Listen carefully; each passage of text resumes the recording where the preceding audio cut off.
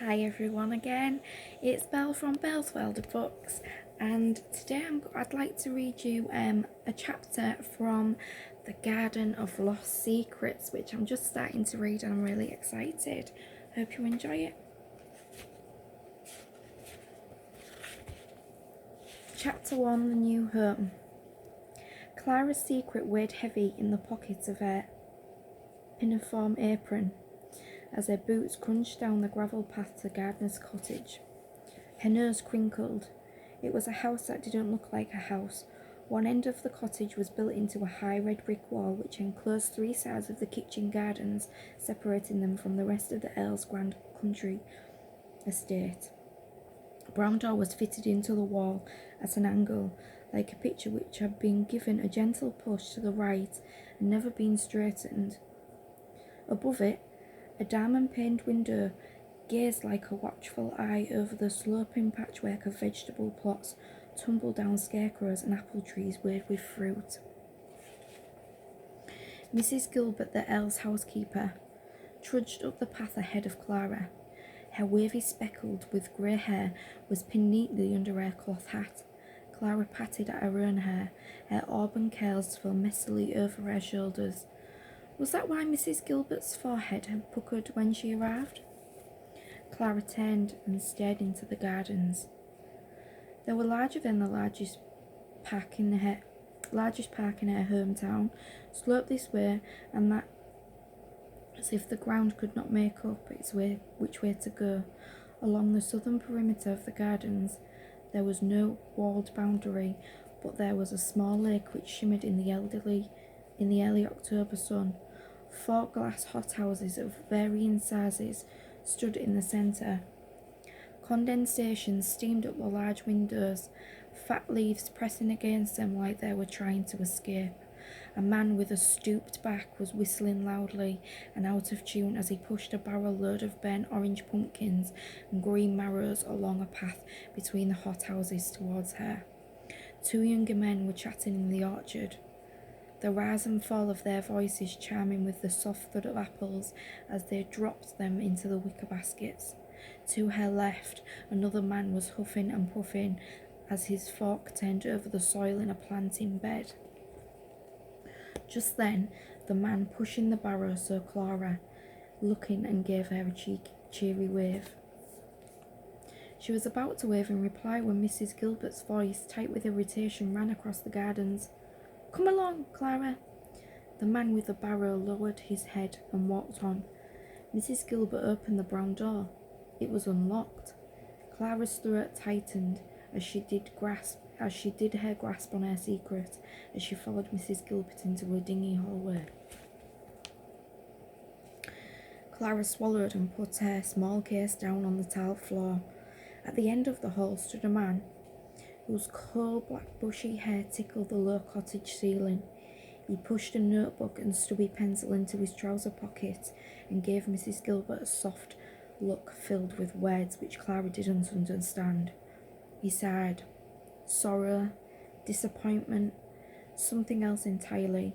Whichever it was, Clara was certain it was somehow connected with her arrival. "You remember Mr. Gilbert, my husband?" Mrs. Gilbert said in a thin voice. Clara nodded and did her best to force her lips into a smile. It had been 1913 when the Gilberts had last been to visit Clara and her family in Kent. That was 3 years ago, and she had only a handful of memories of this man whose ruddy middle-aged cheeks told the story of a life spent outdoors working as the head gardener of the Earl's estate. A piggyback ride around the park on a blustery day, the telling from her mother when she and Mr. Gilbert had dipped their fingers into a pan of still-warm blackcurrant jam, the deep grooves in his cheeks from his near-permanent smile. Clara swallowed. The grooves were still there, but the smile wasn't. "Hello," she said. Her voice was dry and cracked after her 2 long train journeys. Mr. Gilbert nodded. He stood and looked at Clara for a few seconds. "Welcome," he said. His voice reminded Clara of her mother's coconut cake, slightly gritty but edged with softness. He opened his mouth as if to say something else, then apparently thinking better of it, he turned, his hair gathering a drifting cobweb on the ceiling and perhaps a dead fly or two, and disappeared through another door at the end of the hall. The sound of the cupboard doors opening and shutting, a table being laid for tea, made Mrs. Gilbert purse her lips and fiddle with the cuffs on her navy woolen jacket. Clara glanced at the remains of the cobweb, swaying in the breeze from the still open front door behind her. It wasn't the welcome her parents had said she would get, or that she had been expecting. Her shoulders sagged. Keep away from the woods. The Earl is allowing the Suffolk Rifles regiment to camp there. Do not distract the housemaids or gardeners with idle chit-chat. Under no circumstances are you to go near the Earl's hot houses or summer house, or speak or make eye contact with the Earl if you see him. The other cottage in the wall near the top of the gardens is the bothy, where the undergardeners and the gamekeepers sleep. You can keep away from that too.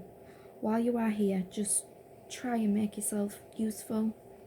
Each barked instruction chimed in time with Mrs. Gilbert's thick, stockinged ankles as she stomped up the wooden stairs.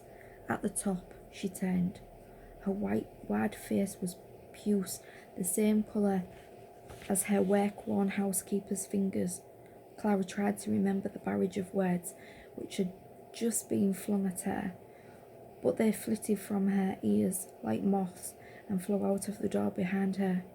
Are you listening, Clara? Shut the door behind you. Just like your father, always leaving them open. Yes, Aunt, Clara replied meekly, closing the door. Chinks of spades in soil, the laughter and chatter and busyness of the gardeners. All this was replaced with a silence which squeezed the air from Clara's lungs. The paper in her pocket pricked at her little finger, begging to be taken out and examined. Clara wondered if her aunt had truly gone, if she was finally alone, or if the woman was hovering there somewhere at the top of the stairs. Later, she whispered under her breath to the paper. It didn't reply. You may call me Mrs. Gilbert, Mrs. Gilbert said in a voice so low it seemed to slither down the stairs and curl around Clara's feet like a snake. Clara clenched her toes until they ached, wishing the snake would vanish. I'll show you your room, Mrs. Gilbert said, her voice still sour but less serpentine than before. Pushing her secret deeper within the folds of her pocket, Clara gritted her teeth, picked up her small suitcase and followed Mrs. Gilbert upstairs. Right, that was the first chapter of The Garden of Lost Secrets. If you would like to purchase this copy, the recommended retail price is £6.99. Please do message me at the end of the video and I can send you my web link to order. I hope you enjoyed the story and I look forward to reading to you all again very soon. Take care for now. Bye bye.